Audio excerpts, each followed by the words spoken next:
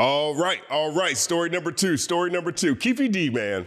Keffe D. Now, if you're not familiar with Keffe D, maybe that's a good thing. To me, it's one of the saddest examples of self-snitching, most egregious examples of self-snitching I've ever seen in my life. Keffe D has been arrested. He was arrested last year. The only person arrested for the death of Tupac Shakur in 1996. And the way he was arrested was because he basically went on a self-snitching tour for years on Vlad TV, Art of Dialogue, other platforms, and wrote a book. And so in Vegas last year, they implicated him and they've charged him. And he's been in custody ever since. So, but there's an update to what's happening with Keffe D that I think leads into some bigger ideas. So let's check this out.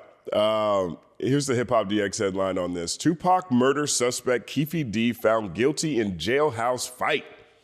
Tupac's murder suspect, Dwayne Keefe D. Davis, has been found guilty of multiple charges getting into a fight with a fellow inmate at Clark County Detention Center in Las Vegas.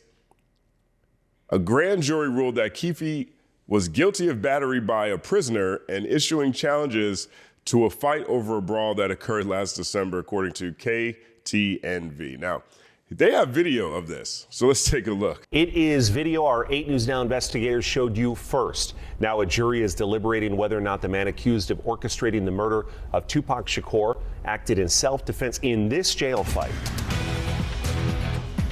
Dwayne Keefe D. Davis on trial for that fight that took place last December. So it's breaking news here at 5. The jury has reached a verdict. 8 News Now, the only TV station in the courtroom, and investigator David Charnes is live from the Regional Justice Center. And boy, David, that was fast. Super fast, Denise. This all started at 9 this morning. They deliberated for 90 minutes, finding Dwayne Keefe D. Davis guilty for the video you just saw for that. 90 minutes. This jury is like, guilty, next. Let me get back to work. Jail fight. Remember, this is the same man that prosecutors say orchestrated the 1996 murder of Tupac Shakur, but you wouldn't have known that sitting in court today. That name Tupac was not mentioned once. Let's show you more of that video from that day in December. Prosecutors say, look at that. Look at this square up right here. Now, it looks like this guy is charging at Keffe D to me. To me, it looked like, Keffe's walking with a guard. And this guy clearly looks like he is squaring up with Keffe D. Right, let's run back a little bit. that name Tupac was not mentioned once.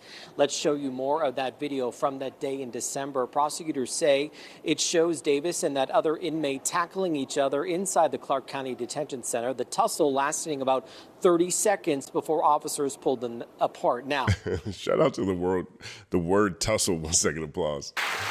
It does look like a tussle. It does look like a very middle school, high school type tussle. I'm not throwing shade at these men. These guys are convicted criminals. I'm not throwing shade at them. But look at the footage. In court today, prosecutors played jail calls where Davis says that he got his expletive, he told a family member. He also said, quote, "I let him know you can't expletive with me, little man." Now you can fill in what expletives were used there.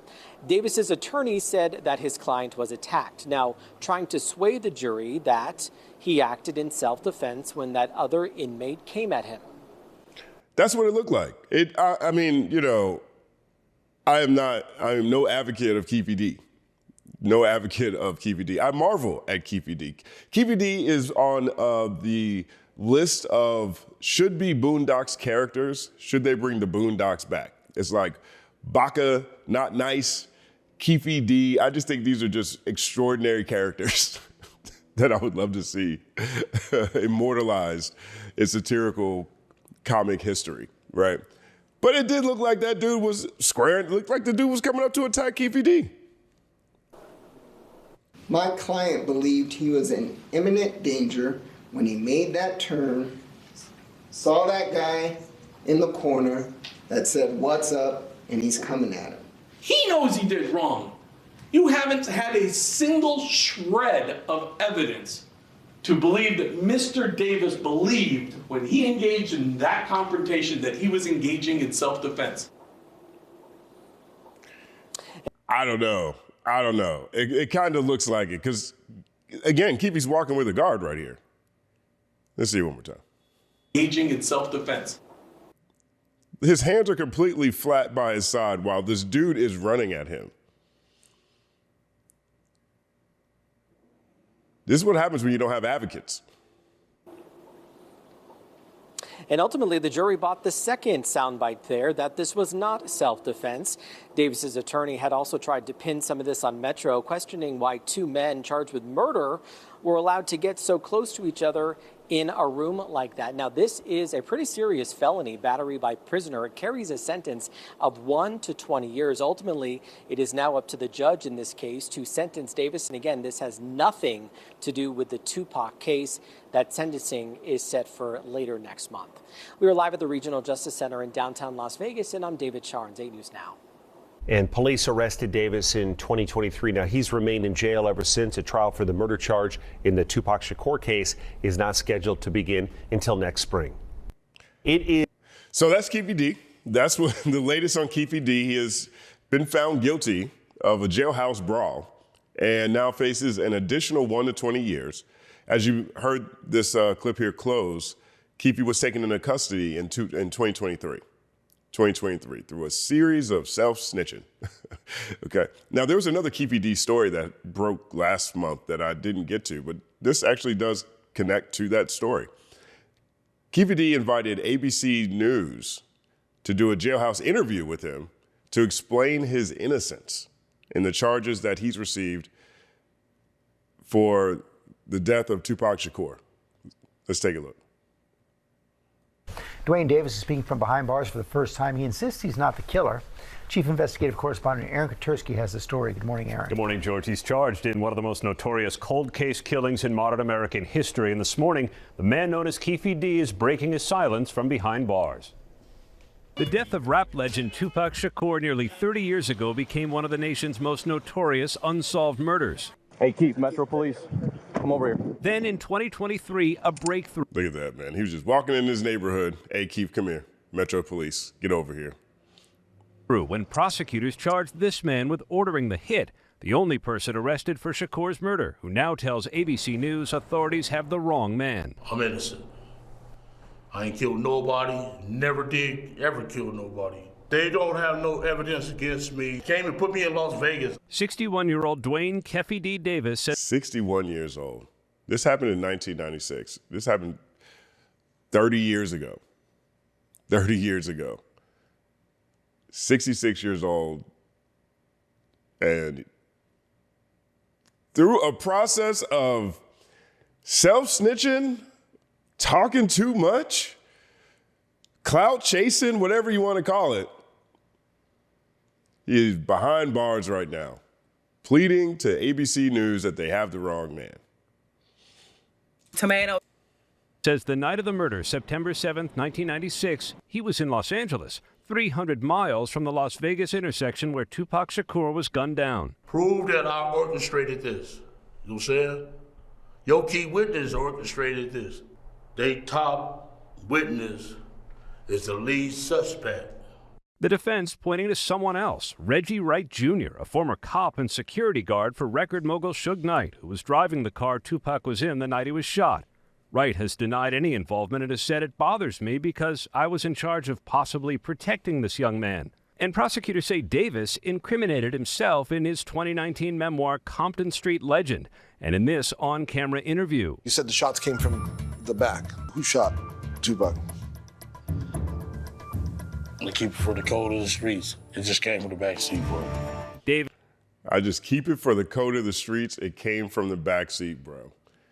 I don't think the code of the streets allows for all of this talking, at least in the era that he's from. In the era that he's from, the underworld enjoyed being in the underworld. They didn't want to go start their own news networks. Listen to that quote one more time.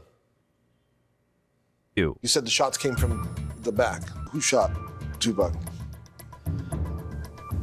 I to keep it for the cold of the streets. It just came from the backseat, bro. Davis now said his facial expression right here is crazy to me.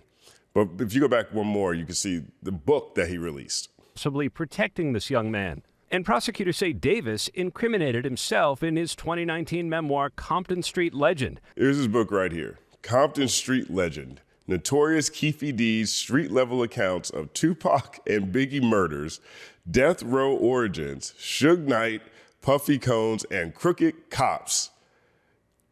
Keefe D released this book.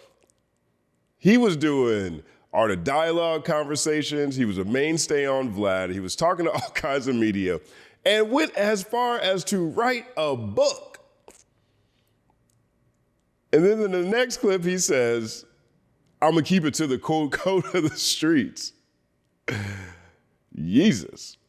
And in this on-camera interview, You said the shots came from the back. Who shot Tupac? To keep it for the cold of the streets. It just came from the backseat. Come on, man. Come on, man. Tomato. Davis now says his previous admissions connected with the shooting were made under duress and for money, claiming he did not write his own memoir and was fed information by police. I shouldn't have said nothing. You know what I'm saying? I shouldn't have said nothing. And I'm innocent, man. Prosecutors I shouldn't have said nothing, and I'm innocent, man. He said the police gave him evidence and someone else wrote his own memoir. And he was like, all right, cool. Like, there's a lot of people who are really smart, but they might be uneducated, right? You could be brilliant and not have a degree, right? Smart isn't equated to the level of education you have. Some people are just really smart to figure things out, or self-taught. They just know a lot about certain things. And then there's just plain dumb. Plain dumb. He's saying he didn't write this memoir. He's saying police gave him the information. I mean, it's cognitive dissonance going on there. But either way, that is dumb. He put that book out with his name on it. And that headline, that subheader on that book, Biggie and Tupac and Puffy and Death Row and crooked cops, I didn't write it. It sounds ludicrous because it's dumb, right? I'm not talking about going to college or not. There's plenty of really smart people who just don't need school like that. You could be smart and not go to school. You could be smart and uneducated. It's possible, right? This is just plain dumb. declined to respond directly to Davis's new claims. They say their case is strong and they expect a conviction. Davis's arrest followed years of fan-driven theories that an intense rivalry between East Coast and West Coast rappers sparked the fatal attack on Shakur. And I'm being held against my will. I'm supposed to be out there enjoying my twilight. God got my back. I'm being held against my will. I'm supposed to be out there enjoying my twilight. God will see me through this. The judge has not yet weighed the defense's claim of a different suspect, and right now Davis is scheduled for trial in February. So, Keefe D is still in jail. He is saying that he didn't do any of this. He is saying that he was fed information from the police. It was actually Reggie White. He didn't write his own memoir. You can't prove that he was in Vegas. And he's being accused of having something to do with the murder, right? And I look at Keefe D as a cautionary tale, of course, for a number of reasons. But also, in a weird way, a pioneer. I don't want to say he was the first notorious street person who took to YouTube and podcasts and telling, old stories that he probably shouldn't have been doing. I just know that that is really popular right now. It's really popular right now. We've talked quite a bit about how Kendrick and Drake have the algorithm. Well, Hood Stories Ben had the algorithm. Ben had the algorithm. Street tales. Old stories about deceased artists, icons. There's been a lot of focus on that in the hip hop media space for a very long time. And Yuck Mouth, big shout out to Yuck Mouth, Oakland legend right here. He, on his radio show, Smoke a Lot Radio, he talks about this. And I think this is all facts. Let's check out what Yuckmouth has to say. It ain't about interviewing a fucking rapper right now. It's hood stories and hood drama. That's it. That's the wave, and everybody's promoting that shit. Period. Now, that hood stories and hood drama, that comes with police time, that comes with investigation, that comes with niggas getting arrested. Why so many rappers get arrested after they do these interviews with those dudes? That damn near an interrogation room interview. It's not even an interview about their career, nothing. It's about, oh, what happened in the hood? Why your homie got shot? Why y'all didn't go back? Why this one saying that? Why he said he shot your homie? Why you shot his homie? Or his homie, your homie shot his homie. Like, they talking about real illegal shit. Yeah. And they're answering to this shit. Like, hey, man, well, yeah, man, fuck that. I shot him and I did this. Yeah, me and the homie came back. We on some Soulja Boy shit. Like Soulja Boy said, yeah, nigga, I shot the nigga in the ass. I jumped out the window. Boom, boom, boom. Nigga, I shot the other nigga. I grabbed nigga and said, Soulja Boy, tell him. And shot him in the face. Yeah, nigga, I got him. Like amazing ass gangster stories like Avengers, Superman, Super Friends. Like, what the fuck is going on? Yeah. Avengers, Superman, Super Friends. What the F is going on? Big facts. 1 second applause. Type of shit. Coming from our city, man, you know, I was raised by G's. I respect my elders, bro. I get on. Still follow the code. I get in front of this TV and say something wrong. I got to deal with it to be behind it, bro. Facts. Yep. That's the Stay with me. I grew up on. You feel me? Stay with me. These dudes out here, you got dudes that died for this. You got dudes, you know what I'm saying, lost their life behind that. And these dudes take a little bit of money to give a lot of information out. Take a little bit of money to give a lot of information up. A lot of information up. Now, to me, this speaks to the broader media ecosystem, right? I mean, the idea that people make money on the internet is old now. It is old now. At one point in time, a social media manager was the new $30,000 a year job opportunity. You could be a teacher, or you could manage someone's Instagram and Twitter account for $30,000 a year. Now it's whole divisions. Millions spent on the internet. There's been stories about how in the mid-2000s, take an artist like Lupe Fiasco, for example. He was one of those artists who came up through the MySpace early blog wave. He was like the first MySpace baby in a lot of ways. At that point in time in Atlantic, there might be one digital person for the entire roster. Okay, 20 years ago, one digital person, entire roster. That was whole divisions. So everyone knows that their money can be made a million ways on the internet. Everyone knows that dope content carries a high interest rate. Meaning, if you get a great evergreen video, it could pay your bills forever if it stays relevant. That's one of the things I really respect about the battle rap space. When I look at, Smack and Beasley, Organic, all these guys, right? They realized very early that battles, especially classic battles, are highly rewatchable. Highly rewatchable. You can go back to Summer Madness 2 and watch Loaded Lux versus Calico. Iron Solomon versus Murder Mook. But that Loaded Lux Calico battle is so classic, you're gonna watch it all over again, it's just great repeat entertainment. There's a channel I like a whole lot. It is, oh my God, Simplified History.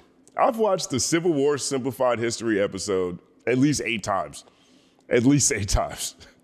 Some stuff is just really good. So if you get certain conversations or you get certain evergreen pieces of content, that comes with a very high interest rate. So now you're starting to see the shift on the other side of the media conversation. You have a lot of artists saying, well, how much are you going to pay me for this interview? You have a lot of people who have compromising information who are willing to take a little bit of money and share way more than they probably should. That's the point that's being made right here. So, I don't wish death or jail on nobody. But at the end of the day, you knew better when you opened up your mouth and you was popping it on the internet. Thanks. So deal with it. I'm gonna say this, man. I don't got no sympathy for him. Don't be another what's my nigga name, man? God damn, man. Keefe D. Do not be another Keefe D, man. That's Do not be another Keffe D. 1 second applause. an extreme example right there. That nigga locked himself up. Hold on, He locked himself up. Every He did that interview was himself. about the details of what happened. Every interview. He just couldn't live without telling the world about Right it. now he got boo-bopped and now he crying, oh, is he my baby, my baby? Like, bro, your ass told on yourself. Now deal with it. Don't cry now. Prime example of niggas telling on themselves and now click, click, click, click. Yeah. Hey, but nigga, no. Right. We believe you. You made a book too? We believe you, nigga. You can't make a book with it, nigga. It ain't trolling if you made a book, nigga. It ain't trolling if you make a book. We believe you. 1 second applause to Yuck Mouth. But that's a grown man conversation right there. That's a grown man conversation. We just watched Keefe D sit there on ABC News crying he didn't do it. He didn't write his memoir. The police gave him the information. You can't prove that he's in Vegas. God got me. It'll be okay. Just got extra time for a jailhouse fight he's in with another murderer who's in prison with him. And he got there because he wrote a book and went on a self-snitching media blitz for years. I look at him as a pioneer in this regard. Now, we see this all over the place now. We have all kinds of members of the underworld who just can't wait to get their clout up, sitting on podcasts and conversations, giving up all kinds of information, jumping on IG Live, and they end up same place Keefe D is. We're in an era now where the underworld wants to be the superstars. But bigger than that, the hood stories are still reigning supreme. Big shout out to Lil Bill. Lil Bill. If you haven't watched Lil Bill on YouTube, punch yourself in the face. Credible channel. Whip smart, freaking effortlessly knowledgeable about so many different topics. He does think pieces, long form think pieces that cover the black diaspora, that cover what's happening in culture and politics and in society. And he just did a video, and I was on it, and it was looking at poverty tourism, trauma tourism in the hip hop space. And so he was particularly talking about Trap Lord Ross, who's from the UK, sitting over there, putting together long documentaries about hood stories and cloaking them in hip hop, because a lot of rappers are from the streets, just like a lot of black people are from the streets. He cloaks them in hip hop, calls it Trap Lord Ross, but they're really just poverty tourism, trauma tourism, exploitation that's happening all the time. None of this is new, right? But we are more informed with how these things work, right? And people are building entire platforms around this stuff. And so we're in a space now where people are paying people to go on their podcasts to give all kinds of information. Some of it that leads into hood stories, and some of it that's not even hood stories related, because now the marketplace has been set. We have a set marketplace where there is an expectation amongst people with information that they can get paid to say things publicly about public figures or implicate themselves if it's in connection to a major moment in another public figure's life. And Jeff Pearlman, he's a longtime hip hop journalist. He's an author, fantastic work. He really hones in on this in a recent TikTok he put up. Big shout out to Jake Rohn. Jake Rohn is the one who passed this along to me, and I just thought there are real implications of this media environment where people are paying people to go on their platform and say stuff. There are implications to that. And Jeff Pearlman is working on a Tupac book. I think he's working on a Tupac book right now. But listen to what Jeff has to say about this, the implications around this. I want to talk about something that really bothers me, and it's not the wicker chair I'm sitting in. So I've been working on this Tupac book. Shout out to that Charlotte Hornets hats right there, representing the 704. 1 second applause. To everybody in the QC. For 3 years. And one thing I've noticed in the hip hop and music world is the paying for of interviews. You have places like The Art of Dialogue and Vlad TV, and they pay people for interviews. In some cases, a couple $100, in some cases, thousands of dollars. And what happens is artists and people in the business then believe it is common behavior to ask for money to be interviewed. And then what happens is everyone is paying for interviews. And then what happens is people who don't want to pay for interviews or find it a violation of actual ethics of journalistic behavior wind up not being able to get interviews because everyone expects to be getting paid. Excuse me. Now, that is a byproduct of this. I, as a journalist, have noticed a real shift in that. I'm not necessarily pro this shift because it does attack long-standing journalistic principles. You start paying people to say stuff. Now, how do it takes away the objectivity of the conversation in a lot of ways. At Hip Hop DX, we had a long-standing policy that we didn't pay for interviews. And, there was a lot of interviews that we just never got, off the strength of our relationships. And there were some of those people went and sat with other platforms who are willing to pay them. Everyone got to get it how they got to get it. But from a journalistic standpoint, this is a big shift. And it's been something that's been happening for a long time. But I don't think that's the deepest implication when it comes to, in the case of Keefe D, in the case of the prolificness of a lot of these hood stories. I think there's some other deeper, darker, real world implications to this. And Jeff gets to it right here. Excuse me. And you may think, well, blah, blah, blah, you're writing a book, so you're making money on the book, blah, blah. Here's the problem. You're Vlad TV, we'll just use that as an example. And you reach out to some member of the Outlaws, and you're like, hey, I want to interview you, and we'll pay you $5,000. $5,000, that's pretty good. You're, I don't know, Idi Amin or whoever, and $5,000, all right. Well, then you got to come up with good material. And all of a sudden, you have... Then you got to come up with good material. New Tupac stories that you've never told anyone before. You have these amazing details from 30 years ago that for the first time you're talking about, and they're things you suddenly remember. And you remember them because you're getting paid $5,000. Are they true? Are they accurate? Who the fuck knows? But your new motivation is you better have something good because the guy's paying you $5,000. He's not paying you $5,000 to say, I don't remember. And if you watch... Exactly. That is the real implication. In that type of environment, we don't actually know if these things are true. We don't actually know if these things are true. Shout out to Idi Amin. 1 second applause. I'm not saying that people are actually doing this, but we have seen a tidal wave over the past 10 years, 5 years particularly, of just unknown stories that just pop up that a lot of times can't even be corroborated.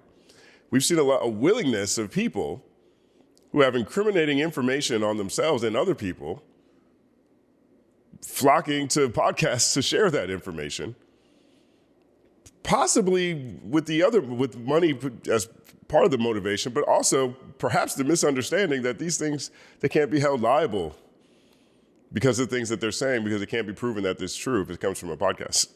Perhaps. I've heard people say that before. Oh, man, I was just talking. That's what Keefe D just said about his book. I didn't write that memoir. The police gave me the information. All those guys are clowns. We fed you the information, right? It muddies the water so much that there isn't clarity. It makes it more difficult to get to the truth. That's the journalistic implication to all of this, to this environment. But truthfully speaking, the real world implication is prison time. Jeff keeps going. Watch these channels. You see a lot of all of a sudden new stories, never before told stories, hot, amazing, revelatory stories from hip hop artists, producers, managers, etc. And it's bullshit. It actually is bullshit. And I have come across people, just real, like, genuine hip hop fans who try to interview for their YouTube channel, some, whatever, B-list 1990s hip hop artist who now works, blah, blah, blah. And they say, no, you have to pay. I'm like, it used to be, truly, it used to be a lot of people would do interviews for people who love them because they love them. I love your music. I grew up listening to blank, and the satisfaction was helping people. You just don't see that anymore. And I am very proud to say I've interviewed almost 700 people for my Tupac book. I didn't pay a single person. If you take someone for dinner, if you interview them at dinner, you pay for the dinner because that's common practice and that's fine. But I've never paid a person. I've been asked for money. I've always said no. I will continue to say no. I understand people who are struggling asking for money, but journalistically, you just can't do it. And I'm telling you, it has corrupted the music landscape as far as telling stories accurately, telling stories honestly, because everyone expects to get paid. And the interesting thing is places like the Art of the Dialogue, Vlad TV, they don't say when interviews are paid for versus when they're not. Like at the start of the interview, they should say, public service announcement, we paid $10,000 to get blank. We paid $20,000 to get blank. And they're not doing that. So it's bullshit. I'm just saying, journalistically, it's complete and total bullshit. And it's made it harder for a lot of young journalists, a lot of older journalists, and just people who love music, love the product, want to talk to their heroes, but instead are being told, I won't talk to you unless you give me money. I won't talk to you unless you give me money. Unless you give me money. It's a completely different landscape. Now, Vlad TV, Art of Dialogue, whoever, they're not the only people they didn't create this model. Major media has done this in one way or another for particular features or particular exclusives. A lot of times with someone who's getting out of jail and they want to talk about their experience, or someone who's a recluse. A lot of times this happens, but there's a very prolific nature of it happening within hip hop and then within the music space. And there's an emphasis on hood stories that even supersede just things that are happening in hip hop. You know, a lot of stuff Trap Lord Ross does, I don't necessarily look at that as a hip hop channel. I look at it as a channel of trauma tourism with people who also happen to make music or have been around people who make music. Keffe D's life has been turned upside down, and in a lot of ways, he is a pioneer of the popularity of this market, of this willingness to do so. Jeff Pearlman said he had interviewed 700 people for his Tupac book. That's incredible. That's incredible. If there's one Tupac book you really should get, it is the Tupac Encyclopedia, Volume 1.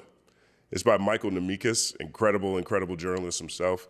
Dedicates his life to Tupac, and it has every person in Tupac's life in one way or the other documented in here. He's been dedicating his life to it. It's fantastic work. And he also didn't pay anybody to get these stories too. But what happens in this environment? You know, if we're moving in a space where now everyone is getting paid to tell certain stories, just like they were talking about on Yuck Mouse podcast, you need a little bit of bread so you start saying a whole lot.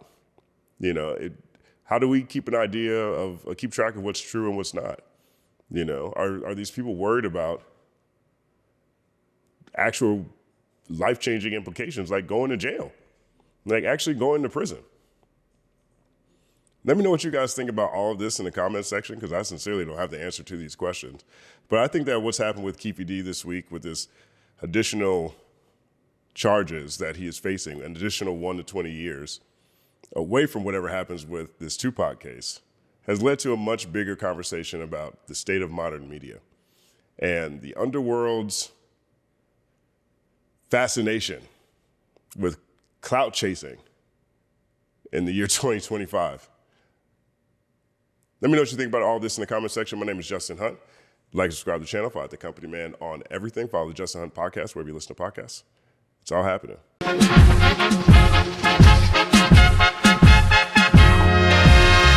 Justin Hunt is here, it's all happening. Justin Hunt is here, it's all happening. The mathematical breakdown of this mighty game of rap we in. It's boom bapping. Systematical culture views us radical, it's all happening. Shaking hands and dapping it. Life through the lens of hip hop, from trip hop to yes, y'all, you don't stop, you don't stop. Justin Hunt is here, it's all happening. It's all happening, yes, it's all happening. Justin Hunt is here, it's all happening. It's all happening, yes, it's all happening.